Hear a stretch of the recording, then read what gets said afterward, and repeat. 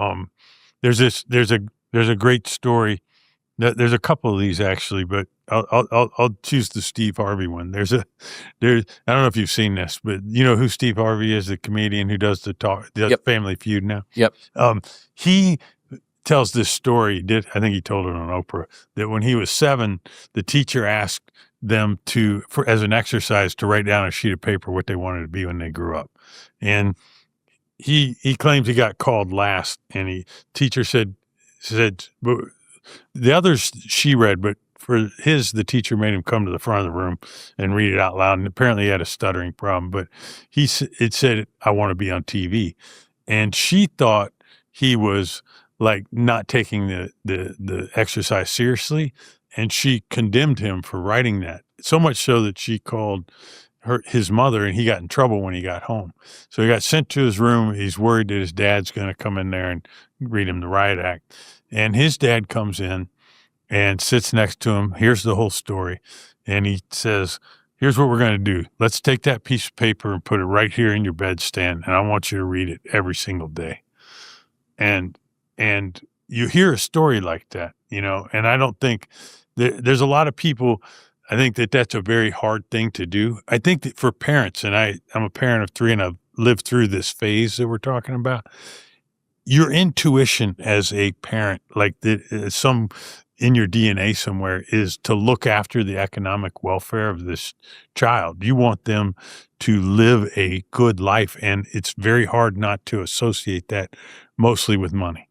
Mm-hmm. And so this thing that Steve Harvey's dad did for him, I think, is kind of a really like a very unique thing. I think it's very hard to do. And I hear a story that McConaughey has a very similar story about when he switched from law school to film school. His dad told him, "Well, don't half-ass it." And he said that was the last thing he thought his dad was going to yell at him. And his dad kind of gave him like this push. And that's what I want the book to do. Like if someone has that inkling that they want to go do something that the world may not think they're capable of or think they should do, I'd love to unlock this latent human potential. You know what it comes back to? It's quantifiable, observable, and hidden metrics again. The observable metric of financially free, this is how much they earn, this is the track that they would be on. Hidden metric, how passionate are they? Are they happy when they're 35? Yeah. So I guess one of the situations that so many people must be in is one version of them successfully pivots and another version of them stays stuck for life. Yeah. Why do some people successfully pivot and others end up getting stuck? Well, I mean, you could come up with a number of things. One of them is financial, which we've talked about. You could be overspending. There's a different case where you're stuck financially, like you're living hand to mouth. Mm-hmm. I have a profile in the book of Jen Atkin, who I don't know if you know, she is probably the most successful hairstylist of all time. Like not only touched the top rail of that, but then launched beauty products, sold that company. But she moved to LA with $300 in her pocket. And that's not to say anyone can do that, but like there are stories of people with near nothing starting on the very bottom rung and finding their way to be successful. There's this classic meme of starting in the mailroom in Hollywood, and David Geffen and Barry Diller, all these people started in the mailroom. It's about as low a rung as you have in that business. So I think it's possible, but you may feel stuck financially. You may feel that you can't get there. And then the other one, it could be like this perception. McConaughey had this perception that his father wanted him to be a lawyer. It's probably just that Matthew had told him he was going to be a lawyer and he was supporting that. But that weight can be there too. Like you may feel, I think there are certain cultures where like being a doctor is considered really high. In Russia, like being an academic so you may feel pressure from your family as this is the thing people in my family do. And I've seen that, and I've met people who have that weight upon them. Those are all kind of things that could restrict this movement.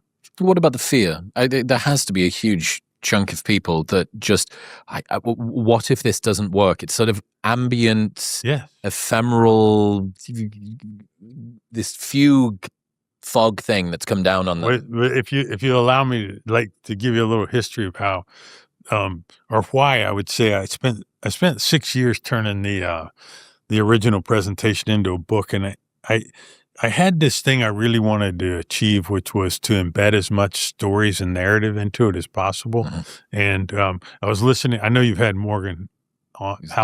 He's the absolute goat. And he was on a podcast called Why We Write, talking about David Perell, the power of narrative. Yeah. And so the book is divided. It's structured unlike most books. It's divided into 2 parts, but they interleave. And so every other chapter is a Atlantic-size article about someone that started on the bottom rung with intention and made it to the top. And the reason I wanted to include those is precisely for the reason Morgan talks about, which is I think these things stick in your brain more. Like a lot of the books in the category that have done extremely well in career, read like a textbook. Do A, then do B, then do C, but they don't have this kind of spirituality to them that I think can infect the brain a little bit more. Does that make sense? It's 100% correct. I mean, Ben Shapiro's famous line of "facts don't care about your feelings" is as backward as it could be, that feelings don't give a single fuck about the fact. Yeah, so we have 8, 9, or 10, I should know the exact number, but I can't recall right now, of these profiles. And I alternate them with the principles. And I always thought about it like candy and vegetables, or something. But you get some of both. And it brings the ideas to life. Yes. And I think the reason I told that long story was an answer to your question about fear. I think seeing this many stories, and they're all, by the way, I chose every one of them from a field that your parents would probably tell you not to go into. I intentionally skipped, investment bankers and doctors. Yeah, all the stuff that everyone knows is nice linear progression. Yes, I have none of those in there.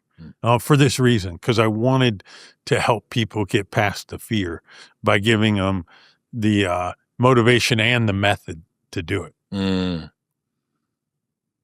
hope it works. Me too. Well, you're certainly right about changing people's opinions with beating them over the head with frameworks and justifications. It straight up does not stick. Yeah. Pithy mantras and quotes and stuff they're a nice compression algorithm. Yeah. I think for bigger things. But really what you're optimizing for, and this, I'd be interested to know if you agree with me on this. I think you're optimizing for memorability. Yes. And I just don't think that, regardless of how well written, whimsical, insightful something is, it doesn't, the human brain, the keyhole isn't the same. It doesn't retain things quite as easily. The aphorism and stuff is nice. That's kind of like, the tune from a song. It's the lead melody from a song that you can hold on to. Yeah. But if you give somebody a story, how are you going to forget that? Years ago, and I don't know when it started. Actually, it's funny. I just said I don't know where it started, and then something popped in my brain. I fell in love with these long-form nonfiction articles. There's a website called Long Reads. Okay. That has best of, and it's a lot of Atlantic stuff, that kind of thing. The thing that popped in my head was there was a New York Magazine article, Suge Knight and Snoop, and I think Biggie were on the cover of New York Times Magazine when it was in 93 or 94, and it was 20 pages. That may have been the first one that got me into this. But that led me to a book called The New Journalism, and there's another one called The New Journalism, about these writers that kind of left being beat writers on newspapers and started doing this longer form journalism and how it brought stories to life. I think Truman Capote's highlighted in that. Tom Wolfe put together the first one. And then the second one has Krakauer and Lewis and like all the modern.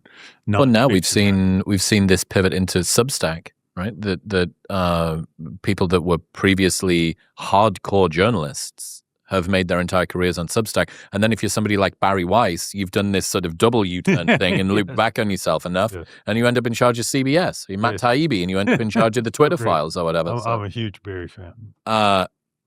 So talk to me about the risk of starting over in your 30s or 40s. Yeah. You know, the idea of not just what am I going to do, but I should have had my life together by now. Is it really? You're telling me I'm going to start again at 37? I'm going to be at the bottom of the pile, and I've got all this sunk cost fallacy from before. What are people going to think of me?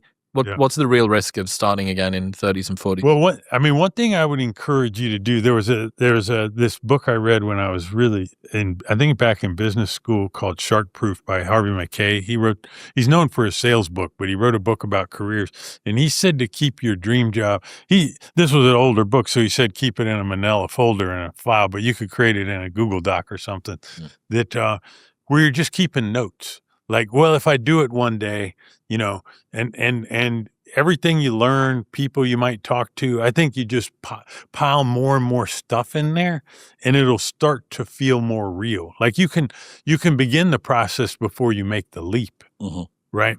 And then the second thing, I'm going to say three things. The second thing I would say is if you have some curiosity that's occupying your downtime, that's a really interesting tell. When I was an engineer, I got a computer engineering degree, and I was working at Compact Computers in Houston that was a big, hot company back in the day. And I was going home at night, and I'd learned about stocks, and I was trading stocks. I'd read one up on Wall Street. I had this, I forget what it was called, this book. You just get this book with all these one-pagers on every stock. Like that's what I was doing in my spare time. So if you're doing something like that in your spare time, like it's calling you, And then the third thing, there's a chapter in the book actually titled Never Too Late.